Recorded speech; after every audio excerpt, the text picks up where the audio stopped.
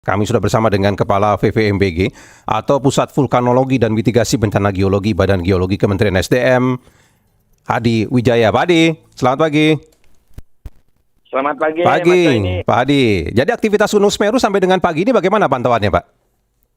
Baik, pagi ini tercatat selama 12 jam terakhir dari pukul 6 sore memang terjadi letusan atau erupsi 35 kali, Mas Zaini, dengan amplitudo 10 sampai 22 mm, durasi 50 sampai 82 detik. Kemudian guguran itu 14 kali, vulkanik dalam 1 kali.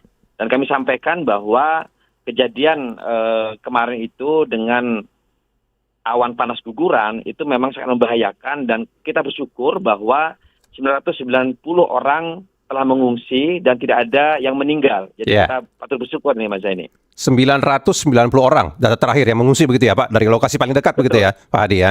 Ya. Pak Hadi, tapi untuk awan panas gugurannya paling jauh sampai berapa itu, Pak, yang tercatat, Pak?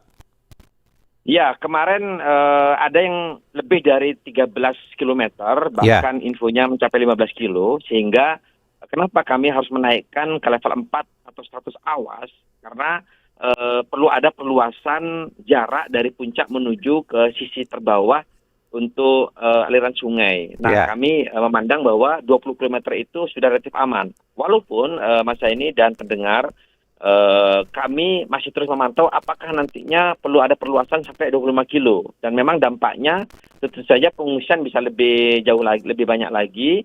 Dan juga untuk sopir-sopir truk pengangkut pasir itu kan yang penting selamat. Jadi jangan sampai mereka terlena kembali dengan suasana yang mungkin kondusif seperti itu. Ya, jadi sekarang ini masyarakat atau siapapun tidak boleh mendekat dalam radius 20 km begitu ya, Pak Hadi ya? 20 km 20 km yang memang di wilayah sekitar Besuk Kobokan itu ya. Nah, kemudian untuk radius secara total artinya di luar dari itu 8 kilo, Mas Zaini. Kenapa? Karena 8 kilo itu kami khawatir adanya lontaran batu pijar seperti di Gunung Leutobi Laki-Laki. Ya.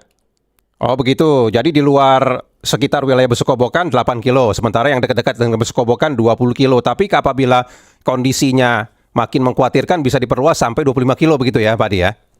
Betul. Oke. Yang penting kami concern bagaimana masyarakat tidak ada yang terkena awan panas, guguran lava, atau aliran lahar pijar. Aliran lahar itu kalau curah hujan tinggi itu menjadi lahar dingin dan potensinya banjir begitu ya, Pak, banjir lahar dingin. Betul. Ya. Itu bahaya begitu ya, Pak Hadi ya.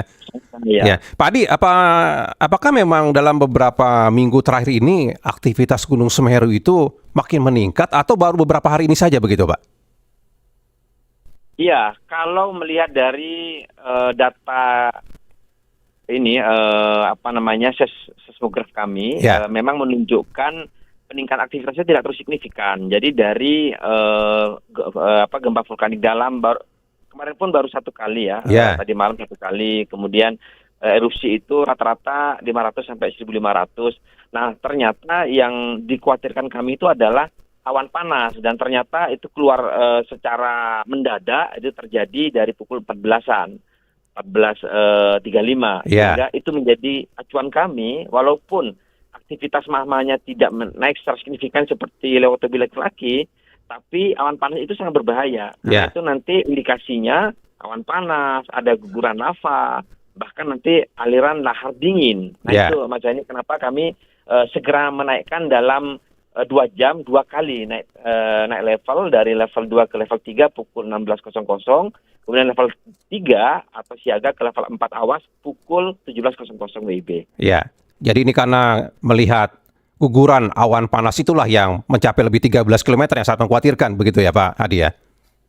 Iya. Itu yang paling ditakutkan begitu ya, Pak, awan panas itu ya? Dengan awan panas terlihat di puncak cukup besar, kami langsung menaikkan. Jadi tidak perlu menunggu sampai ke 13 sampai turun ke bawah ke 14 km begitu. Nanti bisa terlambat. Ada yang meninggal nanti kan. Karena cepat itu ya, Pak, awan panas itu ya, Pak, gugurannya begitu ya. Sangat cepat, betul. Kelihatannya kalau di atas itu kan lambat. Tapi kami memperkirakan ini kejadian bisa 1-2 jam tiba di lokasi saat ada masyarakat itu berbahaya, Mas ini. Ya, tapi kalau dari data VVMBG ya, Pak, di lokasi guguran awan panas itu yang sampai lebih dari 13 km, adakah lokasi pemukiman paling dekat, Pak, di situ, Pak? Ya, 13 kilo itu sudah mulai ada pemukiman. Oh, makanya, begitu. Kami segera menaikkan level ke level 4. Level 4 itu tanda agar ada pengungsian. Jadi saya sudah minta ke BPPD Kabupaten Lumajang, bahkan saya kontak juga dengan SES-nya Sekretaris BPPD Provinsi Jawa Timur untuk segera mengungsikan masyarakat. Karena tujuan utama kita kan tidak hanya mitigasi, tetapi bagaimana penyelamatan jiwa manusia itu harus betul-betul menjadi konsentrasi utama. Ya. Ini.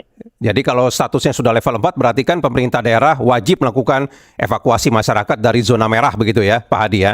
Kemudian menutup akses ke gunung lah Pak begitu ya, Pak Hadi ya. Termasuk salah satunya itu begitu ya. Akses termasuk juga sungai-sungai yang berjarak 20 kilo dari puncak itu sudah tidak boleh dilalui lagi. Ya.